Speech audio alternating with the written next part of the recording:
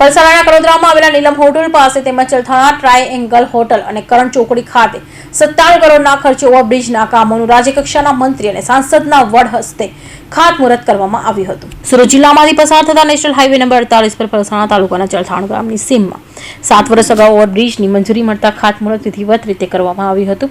ત્યારે કામ અટકી જતા ગતરોજ ફરીથી ગુજરાત રાજ્યકક્ષાના મંત્રી કુંવરજી હળપતિના અધ્યક્ષતામાં 57 કરોડના ખર્ચે બ્લેક સપોર્ટ તરીકે જાણીતી ક્રોસિંગ જેમાં કડોદરા નીલમ હોટલ તેમજ ચલથાણ ટ્રાયેંગલ હોટલની સામે ચોકડી ઉપર તેમજ કરણ કટ મળીને સિક્કલ લેન 3 ઓવરબ્રિજ ખાતમુહૂર્ત કરવામાં આવ્યું હતું। આ કાર્યક્રમમાં અંતર્ગત બારડોલી લોકસભા સાંસદ પ્રભુ વસાવા તેમજ સુરત જિલ્લા ભાજપ પ્રમુખ ભરત રાઠોડ તેમજ તાલુકા પ્રમુખ તેમજ જિલ્લા પંચાયત આગેવાનો તેમજ તાલુકા પંચાયતના આગેવાનો તેમજ કડોદરા નગરપાલિકાના આગેવાનો અને કોર્પોરેટર તેમજ ચલથાણ પંચાયતના સરપંચ મહેન્દ્ર દેસાઈ સહિત તમામ સભ્યો સહિતના ભાજપના આગેવાનો ઉપસ્થિત રહ્યા હતા। આજે NHI 48 અમદાવાદ મુંબઈ હાઈવેના સુરત જિલ્લાના વિસ્તારના સ્ટ્રક્ચરો માટે રાજ્ય સરકારના માન્ય મંત્રી શ્રી કુંવરજીભાઈ હળપતિજીની અધ્યક્ષતામાં ચલથાણ ખાતે ખાતમુહૂર્તનો કાર્યક્રમ રાખવામાં આવેલ હતો। આજે આ કાર્યક્રમ અંતર્ગત ચલથાણ ચોકડી, નીલમ હોટલ અને કરણ ગામ આ 3 પોઈન્ટ પરના ફ્લાયઓવર બ્રિજનું ખાતમુહૂર્ત કરવામાં આવ્યું છે, જેની કિંમત આજે 97 કરોડ જેટલી થવા જાય છે। એ જ રીતે આપણા સુરત જિલ્લાના વિસ્તારમાં આવતા સર્વિસ રોડ,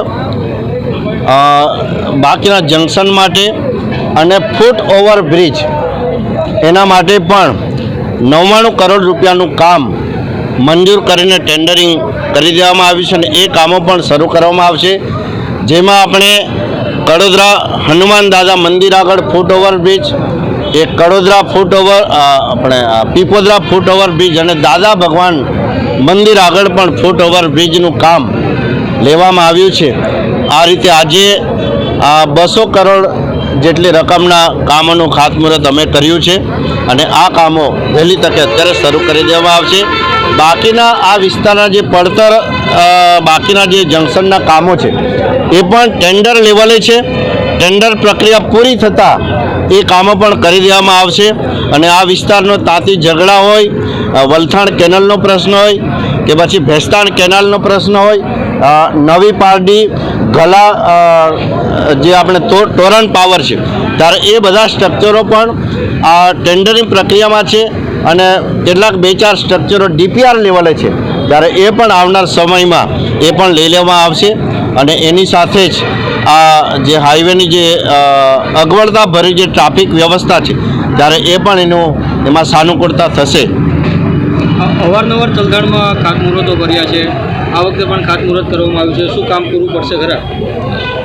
ચોક્કસ આપના આ પ્રશ્નને હું સમર્થન કરું છું, કેમ કે આ જ જગ્યા પર કેન્દ્ર સરકારના મંત્રી દ્વારા અમે ખાતમુહૂર્ત કરેલું, પણ જે તે વખતે એક જગ્યાએ પ્રતિકાત્મક રૂપે ખાતમુહૂર્ત કરીને આખા હાઈવેના જે ફ્લાયઓવર છે એ કામોને પણ એક જગ્યાથી ખાતમુહૂર્ત કરેલા, જે અંતર્ગત સાવા ચોકડી, ઉંભેડ, પીપોદરા અને કિમ આ 4 ફ્લાયઓવર એમાં બની ચૂક્યા છે અને આ જે જ્યાં ખાતમુહૂર્ત કરેલું એ ફૂટ ઓવર આપણે ફ્લાયઓવર બ્રિજ કોઈને કોઈ કારણસર એ બની શક્યો નથી અને જેથી કરીને ફરીથી અહીંયા જ અમે ખાતમુહૂર્ત રાખ્યું છે।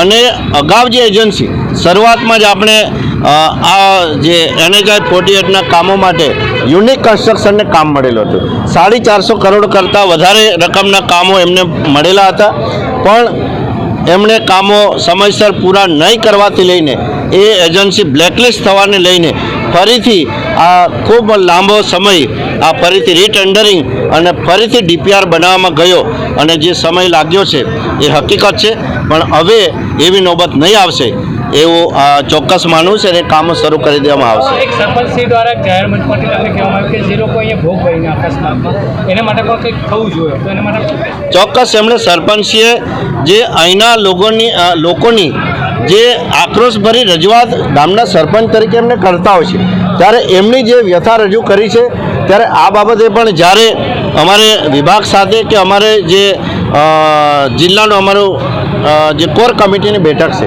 ત્યારે એમાં પણ આ વિષય મૂકીને એમાં ચર્ચા કરીને એમાં જે કંઈ થાય તો એમાં નિર્ણય કરી શકાશે. આક્રોશ પણ જોવા મળી રહ્યો છે અને કહી રહ્યા છે કે લોકસભાની ચૂંટણી આવતાની સાથે જ નેતાઓ જે છે ત્યાં ખાતમુહૂર્તને લઈને આવ્યા છે. શું કહેશો? ચર્ચાઈ રહી છે. સ્વાભાવિક છે કે લોકસભાની ચૂંટણીની તૈયારી છે અને 2 દિવસ પછી આચારસંહિતા લાગવાની છે ત્યારે અમે પણ જેટલું શક્ય બને એ પહેલાં કામો શરૂ કરાવી દઈએ. અને આ વખતે એવું નથી કે અમે વગર ટેન્ડરિંગ થયેલા કે ખાલી અમે ફક્ત આપણે ક્રેડિટ લેવા માટે જ ખાતમુહૂર્ત કરવા માટે આવે છે. અમે અહીંયા ટેન્ડરિંગ થઈ ગયું, વર્ક ઓર્ડર અપાઈ ગયો છે અને એજન્સી પણ હાજર રાખીને અમે આ કામ શરૂ કરાવવા માટે અહીંયા આવ્યા છે. એટલે એમાં કોઈ બીજો સવાલ રહેતો નથી. Thank you. Suresh Rathod, Hind TV news, Palsana.